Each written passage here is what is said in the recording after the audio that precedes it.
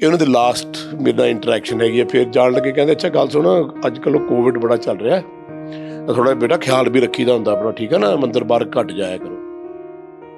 ਕੁਛ ਬੰਦੇ ਨਾ ਜ਼ਿੰਦਗੀ ਦੇ ਵਿੱਚ ਤੁਹਾਡੇ ਬਹੁਤ ਕਰੀਬ ਹੁੰਦੇ ਆ, ਉਹਨਾਂ ਦਾ ਬਿਆਨ ਨਹੀਂ ਕੀਤਾ ਜਾ ਸਕਦਾ। ਉਹਨਾਂ ਨੂੰ ਜੇ ਅਖੀਰਲਾ ਸਾਹ ਵੀ ਆਇਆ ਹੋਊਗਾ ਨਾ, ਤਾਂ ਉਹ ਵੀ ਐ ਨਹੀਂ ਆਇਆ ਹੋਊਗਾ ਵੀ ਹਾਏ ਮੈਂ ਚੱਲਿਆ, ਤਾਂ ਉਹਨੂੰ ਇੱਦਾਂ ਹੀ ਆਇਆ ਹੋਊਗਾ ਵੀ ਠੀਕ ਆ ਹੁਣ ਰੱਬਾ, ਹੁਣ ਆਪਾਂ ਚੱਲੀਏ, ਆਪਾਂ ਕਿਤੇ ਹੋਰ ਭੱਜਾਂਗੇ ਜਾ ਕੇ। ਮੇਰੇ ਮੂੰਹ ਚੋਂ ਖੂਨ ਆ ਰਿਹਾ ਸੀ, ਕਹਿੰਦੇ ਕੋਈ ਗੱਲ ਨਹੀਂ ਮਿਲਖਾ ਸਿੰਘ, ਜ਼ਿੰਦਗੀ ਦੇ ਵਿੱਚ ਤੂੰ ਕਰਕੇ ਛੱਡੇਗਾ, ਮੈਨੂੰ ਪਤਾ ਜੇ ਤੂੰ ਨਾ ਕਰ ਸਕਿਆ ਤਾਂ ਅਗਲੇ ਜਨਮ 'ਚ ਆ ਕੇ ਫੇਰ ਕਰੇਗਾ। ਜੇ ਤੁਸੀਂ ਮਿਲਖਾ ਸਿੰਘ ਦੀ ਲਾਈਫ ਦੇਖੋਗੇ ਸਰ ਦੀ, ਤਾਂ ਐਸੀ ਲਾਈਫ ਹੈ ਜਿਹੜੀ ਤੁਸੀਂ ਬਿਆਨ ਨਹੀਂ ਕਰ ਸਕਦੇ। ਜਿਹੜੀ ਫਿਲਮ ਦੇਖੀ ਹੈ ਉਹਦੇ ਵਿੱਚ ਸ਼ਾਇਦ 50-60% ਉਹਨਾਂ ਦੀ ਲਾਈਫ ਦਿਖਾਈ ਗਈ ਹੈ। ਕਈ ਵਾਰੀ ਰੋਟੀ ਜਿਹੜੀ ਹੈਗੀ ਹੈ ਖਾਣ ਨੂੰ, ਉਹਨੂੰ ਵੀ ਉਹ ਤਰਸੇ ਹੈ, ਡਾਈਟ ਨੂੰ ਵੀ ਤਰਸੇ ਹੈ। ਉਹਨਾਂ ਨੂੰ ਹਰ ਵਾਰੀ ਆਪਣੇ ਆਪ ਨੂੰ ਪ੍ਰੂਵ ਕਰਨਾ ਪੈਂਦਾ ਸੀ, ਕਿਉਂਕਿ ਉਹਨਾਂ ਦੇ ਨਾਲ ਜਿਹੜੇ ਅਫਸਰ ਸੀ ਜੋ ਆਪ ਦੱਸਦੇ ਆ ਕਿ ਕਾਫੀ ਲੱਗਦੇ ਹੁੰਦੇ ਸੀ। ਮੈਂ ਉਹਨੂੰ ਪੁੱਛਿਆ, ਮੈਂ ਕਿਹਾ ਜੀ ਉਹ ਤੁਸੀਂ ਪਿੱਛੇ ਮੁੜ ਕੇ ਦੇਖਿਆ ਸੀ ਤੇ ਉਹ ਰੇਸ ਰੋਮ ਵਾਲੀ ਤੁਸੀਂ ਹਾਰ ਗਏ ਸੀ, ਤੁਸੀਂ ਲੀਡ ਕਰ ਰਹੇ ਸੀ 10 ਯਾਰਡ ਤੋਂ, ਪਿੱਛੇ ਮੁੜ ਕੇ ਕਿਉਂ ਦੇਖਿਆ? ਮੈਂ ਉਦੋਂ ਪਹਿਲੀ ਵਾਰੀ ਮਹਿਸੂਸ ਕੀਤਾ ਵੀ ਮਿਲਖਾ ਸਿੰਘ ਇੱਕ ਐਡਾ ਵੱਡਾ ਐਥਲੀਟ ਨਹੀਂ, ਮਿਲਖਾ ਸਿੰਘ ਦਾ ਦਿਲ ਵੀ ਬੜਾ ਕੋਮਲ ਹੈ। ਜਦ ਯੂ ਵੀ ਠੀਕ ਹੋਇਆ, ਦੁਬਾਰਾ ਖੇਡਣ ਲੱਗ ਗਿਆ, ਫਿਰ ਮੈਨੂੰ ਕਿਹਾ, ਕਹਿੰਦੇ ਮੈਂ ਤੁਹਾਨੂੰ ਕਿਹਾ ਸੀ ਨਾ, ਮਿਲਖਾ ਸਿੰਘ ਦੇ ਵਰਡ ਸੀ। ਮੈਂ ਕਿਹਾ ਹਾਂਜੀ, ਤੁਹਾਡਾ ਆਸ਼ੀਰਵਾਦ ਹੈ ਵੱਡਿਆਂ ਦਾ। ਉਹਨਾਂ ਨੇ ਆਪਣੀ ਜਿਹੜੀ ਫਿਲਮ ਸੀਗੀ ਬਾਇਓਗ੍ਰਾਫੀ, ਉਹਦੇ ਬਦਲੇ 1 ਰੁਪਇਆ ਲਿਆ ਸੀਗਾ। ਉਹ ਗੱਲ ਕਿੰਨੀ ਕੁ ਸਹੀ ਹੈ, ਜਾਂ ਉਸ ਗੱਲ ਬਾਰੇ ਥੋੜ੍ਹਾ ਜਿਹਾ ਚਾਨਣ ਕਰ ਦਿਓ। ਕਹਿੰਦੇ ਰੱਬ ਨੇ ਕਮਾਲ ਕਰਤੀ ਇਸ ਫਿਲਮ ਨੇ, ਤਾਂ ਵੀ ਮੈਨੂੰ ਤਾਂ ਦੁਬਾਰਾ ਜਿਉਂਦਾ ਕਰਦਾ, ਮੈਂ ਤਾਂ ਫਰਗੋਟਨ ਹੀਰੋ ਸੀਗਾ। ਤੇ ਆ ਕੇ ਮੈਨੂੰ ਜੱਫੀ ਪਾ ਲਈ ਘੁੱਟ ਕੇ, ਬਹੁਤ ਜ਼ੋਰ ਦੀ, ਤੇ ਛੱਡੀ ਨਹੀਂ ਜੱਫੀ। ਕਹਿੰਦੇ ਵਾਹ ਵਾਹ, ਮੈਨੂੰ ਐਂ ਲੱਗਦਾ ਜਿਵੇਂ ਮੈਂ ਅੱਜ ਆਪਣੇ ਕੋਚ ਨੂੰ ਜੱਫੀ ਪਾਈ ਹੈ, ਕਿਉਂਕਿ ਰਣਬੀਰ ਸਿੰਘ ਨੂੰ ਲੈ ਕੇ ਬੜੇ ਇਮੋਸ਼ਨਲ ਸੀ। ਇਹੋ ਜਿਹੇ ਬੰਦੇ ਜਦ ਜਾਂਦੇ ਨੇ, ਐਡੇ ਮਹਾਨ ਲੈਜੈਂਡ ਬੰਦੇ, ਤਾਂ ਜ਼ਿੰਦਗੀ ਦੇ ਵਿੱਚ ਤੁਹਾਨੂੰ ਲੱਗਦਾ ਨਹੀਂ ਯਾਰ ਇਹ ਸਦਾ ਜਿਉਂਦੇ ਰਹਿਣ ਤਾਂ ਚੰਗਾ। ਉਹਨਾਂ ਨੂੰ ਇਸ ਗੱਲ ਦਾ ਬੜਾ ਮਾਣ ਰਹਿੰਦਾ ਸੀ ਕਿ ਮੈਂ ਯੂਵੀ ਨੂੰ ਬਣਾਇਆ, ਬੇਟੇ ਨੂੰ ਬਣਾਇਆ, ਔਰ ਉਸੇ ਹੀ ਲਾਈਨ 'ਤੇ ਚਲਾਇਆ ਜਿਸ ਲਾਈਨ 'ਤੇ ਮਿਲਖਾ ਸਿੰਘ ਜੀ ਨੇ ਆਪਣੀ ਜ਼ਿੰਦਗੀ ਚਲਾਈ।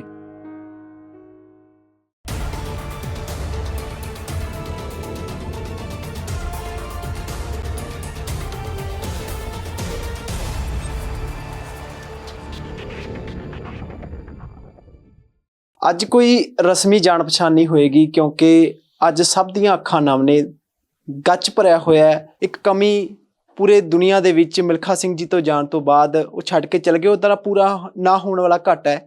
ਪਰ ਉਹਨਾਂ ਦੀ ਯਾਦਾਂ ਨੂੰ ਜ਼ਰੂਰ ਅੱਜ ਤਾਜ਼ਾ ਕੀਤਾ ਜਾਵੇ।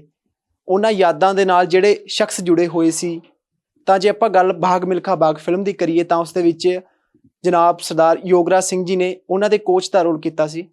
ਉਹਨਾਂ ਤੋਂ ਜਾਣਨ ਦੀ ਕੋਸ਼ਿਸ਼ ਕਰਦੇ ਹਾਂ ਮਿਲਖਾ ਸਿੰਘ ਜੀ ਦੀ ਜ਼ਿੰਦਗੀ ਦੇ ਕੁਝ ਇਹੋ ਜਿਹੇ ਕਿੱਸੇ ਜਿਹੜੇ ਸ਼ਾਇਦ ਹੀ ਕਿਸੇ ਦੇ ਸਾਹਮਣੇ ਕਦੇ ਆਏ ਹੋਣ। ਯੋਗਰਾਜ ਜੀ, ਬਹੁਤ ਬਹੁਤ ਸਵਾਗਤ ਪ੍ਰਾਈਮ ਏਸ਼ੀਆ ਟੀਵੀ ਦੇ ਉੱਤੇ ਜੀ। ਯੋਗਰਾਜ ਸਿੰਘ ਸੁਪੁੱਤਰ ਸ਼ਹੀਦ ਬਾਬਾ ਦੀਪ ਸਿੰਘ ਜੀ ਦੀ ਫਤਿਹ ਸਾਰੇ ਕਬੂਲ ਕਰਿਓ। ਵਾਹਿਗੁਰੂ ਜੀ ਕਾ ਖਾਲਸਾ, ਵਾਹਿਗੁਰੂ ਜੀ ਕੀ ਫਤਿਹ।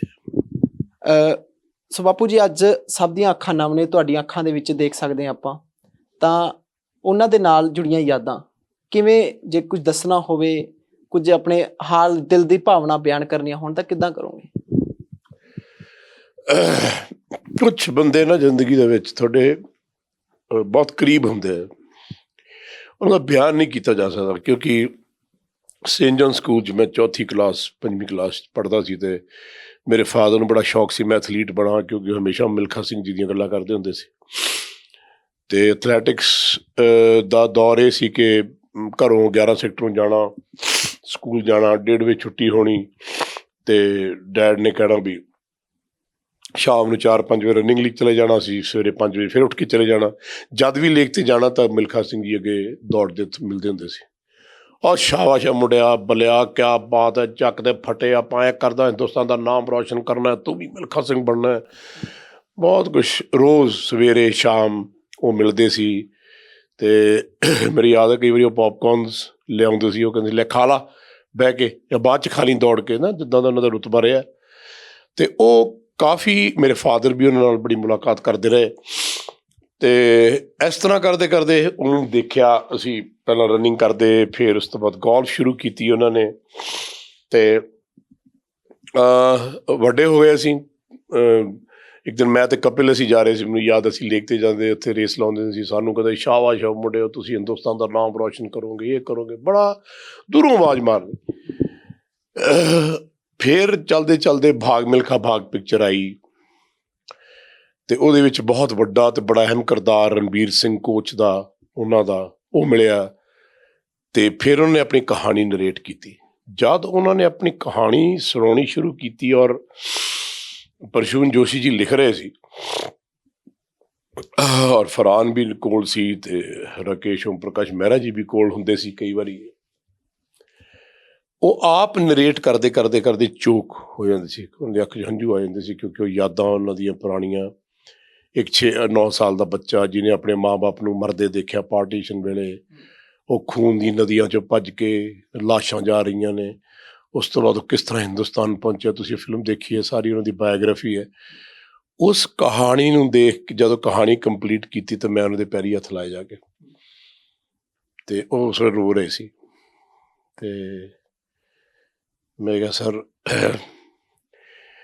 ਇਹ ਇੱਦਾਂ ਲੱਗਦਾ ਜਿੱਦਾਂ ਨਾ ਕੋਈ ਕਿਸੇ ਦੇਵਤੇ ਨਾਲ ਤੁਸੀਂ ਗੱਲ ਕਰ ਰਹੇ ਹੋ, ਤੇ ਐਡਾ ਮਹਾਨ ਜ਼ਿੰਦਗੀ ਤੁਸੀਂ ਬਿਤਾਈ ਸਿਰਫ ਇੱਕ ਰੇਸ ਵਾਸਤੇ, ਐਥਲੀਟ ਬਣਨ ਖਾਤਰ ਕਿੱਥੋਂ ਕਿੱਥੋਂ ਚੱਲ ਕੇ ਲੋਕੀ ਮਾੜੀ ਜੀ ਗੱਲ ਦੀ ਕੰਪਲੇਂਟ ਕਰ ਲੈਂਦੇ, ਮੇਰੀ ਤਾਂ ਜੀ ਕਿਸਮਤ ਨਹੀਂ ਸੀ ਚੰਗੀ ਜੀ, ਮੈਂ ਤਾਂ ਜੀ ਗਰੀਬੀ ਬੜੀ ਸੀ ਜੀ, ਮੇਰੇ ਚਾਅ ਸੀ। ਮੈਂ ਕਿਹਾ ਤੁਸੀਂ ਕਦੇ ਜ਼ਿੰਦਗੀ 'ਚ ਖੁਦਾ ਨਾਲ ਕੰਪਲੇਂਟ ਨਹੀਂ ਕੀਤੀ? ਕਹਿੰਦੇ ਨਹੀਂ, ਉਹ ਵਾਹਿਗੁਰੂ ਕਰਕੇ ਤਾਂ ਮੈਂ ਜਿਉਂਦਾ ਰਿਹਾ, ਵਾਹਿਗੁਰੂ ਦਾ ਕਰਕੇ ਤਾਂ ਤਾਕਤ ਮਿਲਦੀ ਰਹੀ ਹੈ, ਸੋ ਰੱਬ 'ਚ ਬੜਾ ਵਿਸ਼ਵਾਸ।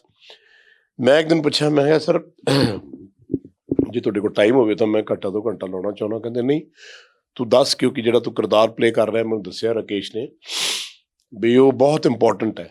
ਮੈਂ ਕਿਹਾ ਜੀ ਮੈਂ ਉਹਦੇ ਬਾਰੇ ਤੁਹਾਡੇ ਨਾਲ ਗੱਲ ਕਰਨੀ, ਤੁਸੀਂ ਮੈਨੂੰ ਦੱਸੋ ਵੀ ਕਿਸ ਤਰ੍ਹਾਂ ਦੇ ਸੀ ਰਣਬੀਰ ਸਿੰਘ ਜੀ, ਕਿਸ ਤਰ੍ਹਾਂ ਸੁਭਾਅ ਸੀ, ਕੀ ਉਹਨਾਂ ਦਾ ਕੋਚਿੰਗ ਦਾ ਸੀ ਮੈਨੂਅਲ। ਤੇ ਮੈਨੂੰ ਕਹਿੰਦੇ ਜਿਹੋ ਜਿਹਾ ਤੂੰ ਹੈ ਉਹੋ ਜਿਹੇ ਸੀ। ਮੈਂ ਕਿਹਾ ਸਰ ਮੈਂ ਸਮਝਿਆ ਨਹੀਂ।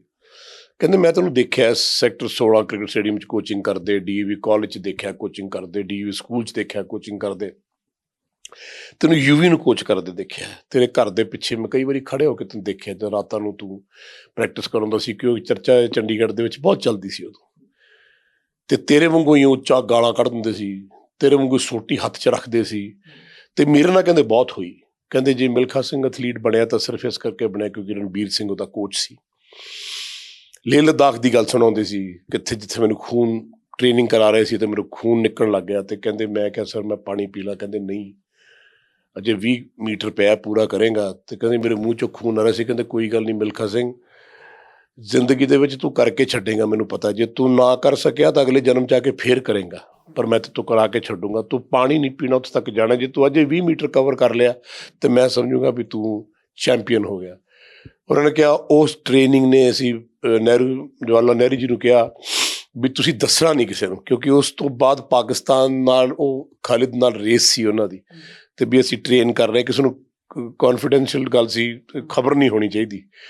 ਤੇ ਉਹ ਕਹਿੰਦੇ ਅਸੀਂ ਜਦ ਟ੍ਰੇਨਿੰਗ ਉੱਥੇ ਕਰਦੇ ਸੀ ਤੇ 3 ਮਹੀਨੇ ਬਾਅਦ ਮੇਰੀ ਟ੍ਰੇਨਿੰਗ ਖਤਮ ਹੋਈ ਤੇ ਮੈਨੂੰ ਕਹਿਣ ਲੱਗੇ ਰਣਬੀਰ ਸਿੰਘ ਜੀ ਕਿ ਤੂੰ ਅੱਜ ਚੈਂਪੀਅਨ ਐਥਲੀਟ ਬਣ ਗਿਆ, ਅੱਜ ਤੋਂ ਬਾਅਦ ਜਿਹੜੀ ਰੇਸ ਭੱਜੇਗਾ ਦੁਨੀਆ ਦੇ ਕਿਸੇ ਵੀ ਐਥਲੀਟ ਦੇ ਨਾਲ, ਉਹ ਤੇਰੇ ਨੇੜੇ ਨਹੀਂ ਲੱਗੇਗਾ।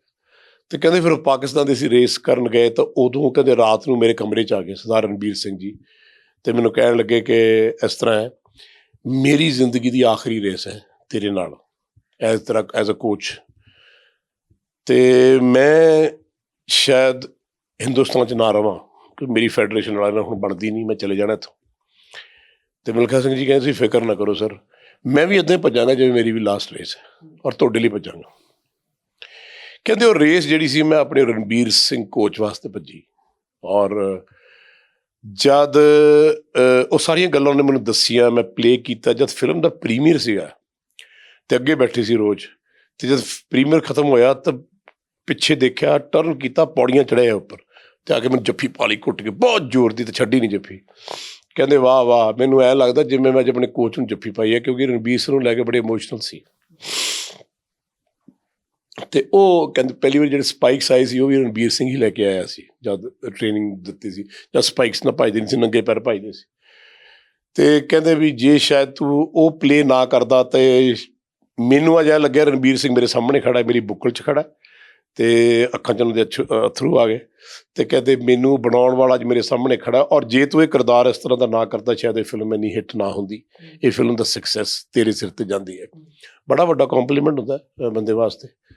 ਔਰ ਫਿਰ ਗੋਲਫ ਖੇਡਦੇ ਰਹੇ ਕਾਫੀ, ਦੇਖਦੇ ਵੀ ਸੀ। ਫਿਰ ਸਡਨਲੀ ਆ ਪਿੱਛੇ ਜੇ ਯੂਵੀ ਨੇ ਗੋਲਫ ਸ਼ੁਰੂ ਕਰਤੀ, ਤੇ ਯੂਵੀ ਕਦੇ ਗੋਲਫ ਕਲੱਬ, ਕਦੇ ਕਿਤੇ ਕਦੇ ਕਿਤੇ, ਤਾਂ ਉਹ ਅਕਸਰ ਗੋਲਫ, ਉਹ ਵੀ ਰੋਜ਼ ਸਾਰਾ ਦਿਨ ਗੋਲਫ ਗਰਾਊਂਡ 'ਚ ਹੀ ਰਹਿੰਦੇ ਸੀ। ਤੋ ਇੱਕ ਦਿਨ ਯੂਵੀ ਨੂੰ ਗੋਲਫ ਖੇਡਦੇ ਦੇਖਦੇ, ਕਹਿੰਦੇ ਵਾਹ ਕਾਕਾ, ਕਹਿੰਦੇ ਤੂੰ ਤਾਂ ਵਰਲਡ ਚੈਂਪੀਅਨ ਬਣ ਸਕਦਾ, ਇੰਨੀ ਵਧੀਆ ਗੋਲਫ ਖੇਡਦਾ। ਤੇ ਮੈਨੂੰ ਮਿਲੇ, ਆਹ 20 ਕੁ ਦਿਨ ਦੀ ਗੱਲ ਆ। ਕਹਿਣ ਲੱਗੇ ਯੋਗ ਹੋ ਰਿਹਾ, ਗੱਲ ਸੁਣ। ਮੈਂ ਹਾਂਜੀ। ਕਹਿੰਦੇ ਤੇਰਾ ਮੁੰਡਾ ਤਾਂ ਗੋਲਫ ਬਹੁਤ ਸੋਹਣੀ ਖੇਡਦਾ, ਇਹ ਤਾਂ ਵਰਲਡ ਚੈਂਪੀਅਨ ਬਣ ਸਕਦਾ। ਉਹ ਮੈਂ ਕਿਹਾ ਜੀ ਮੈਨੂੰ ਪਤਾ ਹੁੰਦਾ ਵੀ ਇਹਨੇ ਲੈਜੈਂਡ ਟਰੋਫੀ 'ਚ ਇੰਨਾ ਸੋਹਣਾ ਖੇਡਣਾ, ਤੇ ਮੈਂ ਕ੍ਰਿਕਟ ਨਾਲ ਗੋਲਫ ਸ਼ੁਰੂ ਕਰਾ ਦਿੰਦਾ। ਕਹਿੰਦੇ ਨਹੀਂ, ਤੂੰ ਇਹਨੂੰ ਗੋਲਫ ਖਿਡਾ, ਇਹ ਤੂੰ ਦੇਖੀ ਇੱਕ ਦਿਨ ਵਰਲਡ ਚੈਂਪੀਅਨ ਬਣੂਗਾ। ਇਹ ਉਹਨਾਂ ਦੀ ਲਾਸਟ ਮੇਰੇ ਨਾਲ ਇੰਟਰੈਕਸ਼ਨ ਹੈਗੀ ਹੈ। ਫਿਰ ਜਾਣ ਲੱਗੇ, ਕਹਿੰਦੇ ਅੱਛਾ ਗੱਲ ਸੁਣ, ਅੱਜ ਕੱਲ੍ਹ ਉਹ ਕੋਵਿਡ ਬੜਾ ਚੱਲ ਰਿਹਾ, ਥੋੜ੍ਹਾ ਬੇਟਾ ਖਿਆਲ ਵੀ ਰੱਖੀਦਾ ਹੁੰਦਾ ਆਪਣਾ, ਠੀਕ ਹੈ ਨਾ, ਮੰਦਰ ਬਾਹਰ ਘੱਟ ਜਾਇਆ ਕਰੋ, ਜਿੱਦਾਂ ਕਿਸੇ ਨੂੰ ਗੱਲ ਕਹਿਣੀ ਹੁੰਦੀ ਹੈ। ਅਤੇ ਮੈਂ ਕਿਹਾ ਸਰ ਤੁਸੀਂ ਤਾਂ ਆਪ ਕਹਿੰਦੇ ਹੋ ਵੀ ਸਪੋਰਟਸਮੈਨ ਨੂੰ ਕੋਵਿਡ ਕੀ ਕਹਿੰਦੇ ਹੈ, ਬੰਦੇ ਨੂੰ ਟ੍ਰੇਨਿੰਗ ਕਰਨੀ ਚਾਹੀਦੀ ਹੈ, ਖਾਣਾ ਪੀਣਾ। ਉਹ ਆਪ ਕਹਿੰਦੇ ਹੁੰਦੇ ਸੀ, ਕਹਿੰਦੇ ਖਾਣਾ ਪੀਣਾ ਜਿਹੜਾ ਹੈ ਨਾ, ਭੁੱਖ ਰੱਖ ਕੇ ਫਿਰ ਰੋਟੀ ਖਾਣੀ ਚਾਹੀਦੀ ਹੈ, ਐਵੇਂ ਢਿੱਡ ਭਰ ਕੇ ਰੋਟੀ ਨਹੀਂ ਖਾਣੀ ਚਾਹੀਦੀ। ਇਹ ਉਹਨਾਂ ਨਾਲ ਮੁਲਾਕਾਤ ਔਰ ਅਕਸਰ ਇਹੋ ਜਿਹੀਆਂ ਗੱਲਾਂ ਕਰਦੇ ਸੀ, ਬਟ ਐਂ ਥੋੜ੍ਹਾ ਪਤਾ ਸੀ ਵੀ ਉਹਨੇ ਐਂ ਚਲੇ ਜਾਣਾ। ਅਤੇ ਆਹ ਪਿੱਛੇ ਜੇ ਖਬਰ ਆਈ 10 ਦਿਨ ਪਹਿਲਾਂ ਕਿ ਮਿਲਖਾ ਸਿੰਘ ਜੀ ਚਲੇ ਗਏ, ਮੈਂ ਕਿਹਾ ਨਹੀਂ ਨਹੀਂ, ਮਾਰੀ ਜਾਂਦੇ ਲੋਕੀ, ਹੋ ਨਹੀਂ ਸਕਦਾ। ਵਾਕਈ ਉਹ ਖਬਰ ਫੇਕ ਨਿਕਲੀ, ਜੇ ਤੁਹਾਨੂੰ ਯਾਦ ਹੋਵੇ ਤਾਂ। ਤੇ ਪਿੱਛੇ ਇਹ ਖਬਰ ਵੀ ਫੇਕ ਨਿਕਲਿਆ ਵੇ, ਇਹ ਅੱਜ ਵੀ ਇਹ ਲੱਗਦਾ ਵੀ ਇਹ ਖਬਰ ਫੇਕ ਹੀ ਨਿਕਲਿਆ ਵੇ ਸ਼ਾਇਦ। ਆਹ ਹੁਣ ਉਹ ਦਿਨ ਆਂਟੀ ਗਏ ਤਾਂ, ਕਿਉਂਕਿ ਉਹ ਵੀਲ ਚੇਅਰ 'ਤੇ ਰਹਿੰਦੇ ਸੀ ਓਬਵੀਅਸਲੀ, ਤਾਂ ਚਲੋ ਬਿਮਾਰ ਸੀਗੇ, ਉਹ ਚਲੇ ਗਏ। ਅਤੇ ਮੈਂ ਕਿਹਾ ਅੰਕਲ, ਮੈਂ ਕਿਹਾ ਇਕੱਲੇ ਰਹਿ ਗਏ ਹੁਣ ਸਰ, ਹੈ ਤਾਂ ਐਵੇਂ ਘਰੇ ਗੱਲ ਕਰਦੇ ਸੀ। ਅਤੇ ਇੰਨੇ ਸਾਲ ਇਕੱਠੇ ਰਹੇ, ਮੈਂ ਸਮਝਦਾ ਸ਼ਾਇਦ ਆਂਟੀ ਦੇ ਜਾਣ ਦਾ ਵਿਛੋੜਾ, ਕਿਉਂਕਿ ਪਿਆਰ ਬਹੁਤ ਸੀ ਦੋਨਾਂ ਦਾ ਆਪਸ ਦੇ ਵਿੱਚ, ਲਵ ਮੈਰਿਜ ਹੋਈ ਸੀ, ਬੜਾ ਉਹਨਾਂ ਦਾ ਕਮਾਲ ਦਾ ਰਿਲੇਸ਼ਨਸ਼ਿਪ ਰਿਹਾ ਆਪਸ। ਅਤੇ ਅੱਜ ਵੀ ਸ਼ਾਇਦ ਜਦ ਖਬਰ ਆਈ, ਮੈਂ ਕਿਹਾ ਨਹੀਂ ਨਹੀਂ, ਐਵੇਂ ਮੈਂ ਕਿਹਾ ਲੋਕਾਂ ਨੂੰ ਪਤਾ ਨਹੀਂ ਕੀ ਆਦਤ ਪਈ ਹੈ ਕੋਵਿਡ ਦੇ ਵਿੱਚ, ਕਿਸੇ ਨੂੰ ਮਾਰ ਦਿੰਦੇ ਆ, ਕਿਸੇ ਨੂੰ, ਹਰੇਕ ਨੂੰ ਕਈ ਵਾਰੀ ਤੁਹਾਡੇ ਪ੍ਰੈਸ ਵਾਲਿਆਂ ਦਾ ਮੈਨੂੰ ਫੋਨ ਵੀ ਆਇਆ। ਮੈਂ ਕਿਹਾ ਯਾਰ ਮੇਰੇ ਨਾਲ ਨਾ ਤੁਸੀਂ ਇਹੋ ਜਿਹੀ ਗੱਲ ਨਾ ਕਰਿਆ ਕਰੋ, ਮੈਨੂੰ ਗੁੱਸਾ ਚੜ੍ਹ ਜਾਂਦਾ। ਕਿਉਂਕਿ ਅੱਜ ਤੋਂ ਕੋਈ ਮਹੀਨਾ, ਡੇਢ 2 ਮਹੀਨੇ ਪਹਿਲਾਂ ਨਾ ਮੈਨੂੰ ਖਬਰ ਆਈ ਰਾਤ ਨੂੰ 2 ਵਜੇ ਕਿ ਕਪਿਲ ਨੂੰ ਹਾਰਟ ਅਟੈਕ ਹੋ ਗਿਆ, ਔਰ ਮੈਂ ਉਸ ਬੰਦੇ ਨੂੰ ਫੋਨ 'ਤੇ ਬੜੀਆਂ ਗਾਲਾਂ ਕੱਢੀਆਂ। ਮੈਂ ਤੈਨੂੰ ਸ਼ਰਮ ਆਉਣੀ, ਜਿਹਦੇ ਪਤਾ ਲੱਗਿਆ ਉਹ ਵਾਕਈ ਹੌਸਪੀਟਲ 'ਚ। ਅਤੇ ਸਵੇਰੇ 6 ਵਜੇ 7 ਵਜੇ ਤੱਕ ਮੈਂ ਫੋਨਸ ਪਤਾ ਕਰਦਾ ਰਿਹਾ, ਫਿਰ ਪ੍ਰੈਸ ਵਾਲਿਆਂ ਨੂੰ ਫੋਨ ਕੀਤਾ, ਫਿਰ ਉਮੇਸ਼ ਨੂੰ ਫੋਨ ਕੀਤਾ, ਉਹ ਕਹਿੰਦੇ ਨਹੀਂ ਉਹ ਠੀਕ ਠਾਕ ਹੈ। ਸੋ ਕਹਿਣ ਦਾ ਮਤਲਬ ਇਹ ਹੈ ਕਿ ਇਹੋ ਜਿਹੇ ਬੰਦੇ ਜਦ ਜਾਂਦੇ ਨੇ, ਐਡੇ ਮਹਾਨ ਲੈਜੈਂਡ ਬੰਦੇ, ਤਾਂ ਜ਼ਿੰਦਗੀ ਦੇ ਵਿੱਚ ਤੁਹਾਨੂੰ ਲੱਗਦਾ ਨਹੀਂ ਯਾਰ ਇਹ ਸਦਾ ਜਿਉਂਦੇ ਰਹਿਣ ਤਾਂ ਚੰਗਾ। ਬਟ ਅਲਟੀਮੇਟਲੀ ਰੱਬ ਦੀ ਦੁਨੀਆ ਬਣਾਈ ਹੈ, ਜਿਹੜਾ ਆਇਆ ਉਹਨੇ ਜਾਣਾ। ਬਾਪੂ ਜੀ ਤੁਸੀਂ ਵੀ ਖਿਡਾਰੀ ਰਹੇ ਹੋ, ਉਹ ਵੀ ਖਿਡਾਰੀ ਸੀ, ਬਹੁਤ ਵੱਡਾ ਨਾਮ ਸੀਗਾ ਉਹਨਾਂ ਦਾ। ਆਪਦੀ ਜ਼ਿੰਦਗੀ ਦੇ ਉੱਤੇ ਕੀ ਪ੍ਰਭਾਵ ਮੰਨਦੇ ਹੋ ਉਹਨਾਂ ਦਾ? ਤੁਸੀਂ ਕਹਿ ਰਹੇ ਹੋ ਕਿ ਤੁਹਾਨੂੰ 4th ਕਲਾਸ ਤੋਂ ਦੇਖਦੇ ਸੀ, ਜੱਜ ਕਰਦੇ ਸੀ, ਤੁਹਾਨੂੰ ਯੂਵੀ ਨੂੰ ਉਹਨਾਂ ਨੇ ਬਹੁਤ ਇੰਸਪਾਇਰ ਕੀਤਾ ਕਿ ਇਹ ਬਹੁਤ ਵਧੀਆ ਨਾਮ ਕਮਾ ਸਕਦਾ ਦੇਸ਼ ਵਾਸਤੇ, ਅਤੇ ਉਹਨਾਂ ਨੇ ਕੀਤਾ ਵੀ, ਉਹਨਾਂ ਦੇ ਬੋਲ ਸੱਚ ਵੀ ਹੋਏ। ਤਾਂ ਤੁਹਾਡੇ ਨਾਲ ਰਿਸ਼ਤਾ ਕਿਹੋ ਜਿਹਾ ਸੀ ਉਹਨਾਂ ਦਾ? ਮੈਂ ਕਹਿ ਸਕਦਾ ਕਿ ਸ਼ਾਇਦ ਇੱਕ ਬਾਪ ਬੇਟੇ ਦਾ ਰਿਸ਼ਤਾ ਜਿਹੋ ਜਿਹਾ ਹੁੰਦਾ, ਉੱਦਾਂ ਦਾ ਰਿਸ਼ਤਾ ਹੀ ਸੀਗਾ। ਬਹੁਤ ਜ਼ਿਆਦਾ ਨੇੜਤਾ ਉਦੋਂ ਆਈ ਜਦ ਫਿਲਮ ਦੀ ਸ਼ੂਟਿੰਗ ਸ਼ੁਰੂ ਹੋਈ। ਰਾਕੇਸ਼ ਜੀ ਨੇ ਕਿਹਾ ਵੀ ਮੈਂ ਯੋਗਰਾਜ ਨੂੰ ਰਣਬੀਰ ਸਿੰਘ ਦੇ ਰੋਲ 'ਚ ਲੈਣਾ ਹੈ, ਅਤੇ ਫਟਾਫਟ ਕਹਿਣ ਲੱਗਾ ਇਸ ਤੋਂ ਬਾਅਦ ਕੀ ਹੁੰਦਾ, ਹੁਣੇ ਫੋਨ ਮਿਲਾ। ਅਤੇ ਮੈਨੂੰ ਯਾਦ, ਮੈਨੂੰ ਫੋਨ ਆਇਆ ਅਤੇ ਕਹਿੰਦੇ ਹਾਂ ਮੈਂ ਤੇਰਾ ਅੰਕਲ ਬੋਲਦਾ, ਮਿਲਖਾ ਸਿੰਘ। ਮੈਂ ਕਿਹਾ ਜੀ ਪੈਰੀ ਪੈਣਾ। ਕਹਿੰਦੇ ਵੀ ਸਭ ਤੋਂ ਖੁਸ਼ੀ ਵਾਲੀ ਗੱਲ ਹੈ ਵੀ ਇਸ ਪਿਕਚਰ ਦੇ ਵਿੱਚ ਇੱਕ ਕਿਰਦਾਰ ਤਾਂ ਬਹੁਤ ਹੀ ਵਧੀਆ ਫਿੱਟ ਹੋਇਆ, ਰਣਬੀਰ ਸਿੰਘ ਦਾ, ਜਿਹਨੂੰ ਮੈਂ ਬਹੁਤ ਪਿਆਰ ਕਰਦਾ ਸੀ।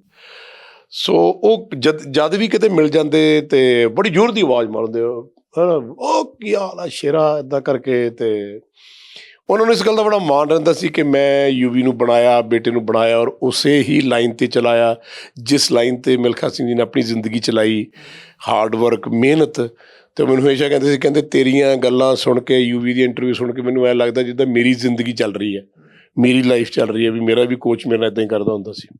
ਸੋ ਇਹ ਰਿਸ਼ਤੇ, ਕਈ ਵਾਰੀ ਤੁਸੀਂ ਰਿਸ਼ਤਿਆਂ ਨੂੰ ਬਿਆਨ ਨਹੀਂ ਕਰ ਸਕਦੇ, ਪਰ ਉਹ ਤੁਹਾਡੇ ਇੰਨੇ ਕੁ ਨਜ਼ਦੀਕ ਰਹਿੰਦੇ ਨੇ, ਤੁਸੀਂ ਉਹਨੂੰ ਨਾ ਵੀ ਮਿਲੋ ਤਾਂ ਐਂ ਲੱਗਦਾ ਕਿ ਉਹ ਹਮੇਸ਼ਾ ਤੁਹਾਡੇ ਦਿਲ 'ਚ ਹੀ ਨੇ।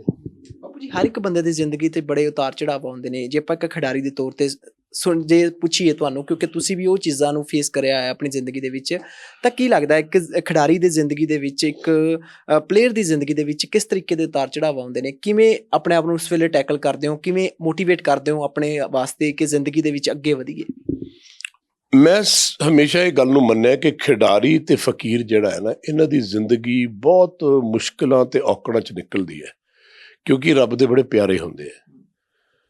ਰੱਬ ਨੇ ਆਪਣੀ ਜ਼ਿਹਨ ਦੇ ਵਿੱਚ ਇੱਕ ਫਕੀਰ ਨੂੰ ਜਿਹੜਾ ਨਾ ਜਪਦਾ, ਅਤੇ ਇੱਕ ਖਿਡਾਰੀ ਜਿਹੜਾ ਸਿੰਪਲ ਸੋਲ ਹੁੰਦਾ, ਉਹਨੂੰ ਇੱਕ ਪਾਇਦਾਨ ਐਡਾ ਮੁਸ਼ਕਿਲ ਦਿੱਤਾ ਜ਼ਿੰਦਗੀ ਦੇ ਵਿੱਚ, ਤਾਂ ਕਿ ਉਹ ਜਿਹੜਾ ਅੱਗ ਦੇ ਵਿੱਚ ਤਪ ਕੇ ਤੇ ਇੱਕ ਸੋਨਾ ਬਣੇ ਔਰ ਚਮਕੇ।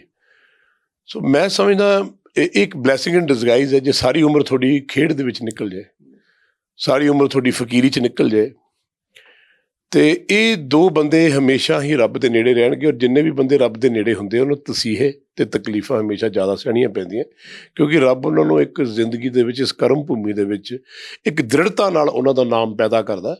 ਔਰ ਉਸ ਨਾਮ ਨੂੰ ਚਮਕਾਉਣ ਵਾਸਤੇ ਉਹ ਉਸ ਆਤਮਾ ਨੂੰ, ਉਸ ਸਰੀਰ ਨੂੰ ਇੰਨਾ ਕੁ ਭੱਠੀ ਦੇ ਵਿੱਚ ਤਪਾਉਂਦਾ, ਇੰਨਾ ਕੁ ਭੱਠੀ ਦੇ ਵਿੱਚ ਤਪਾਉਂਦਾ ਕਿ ਉਹਦੀ ਇੱਕ ਬਹੁਤ ਵੱਡੀ ਕਹਾਣੀ, ਯਾਦਗਾਰ ਜਿਹੜੀ ਹੈ ਜ਼ਿੰਦਗੀ 'ਚ ਰਹਿ ਜਾਂਦੀ ਹੈ।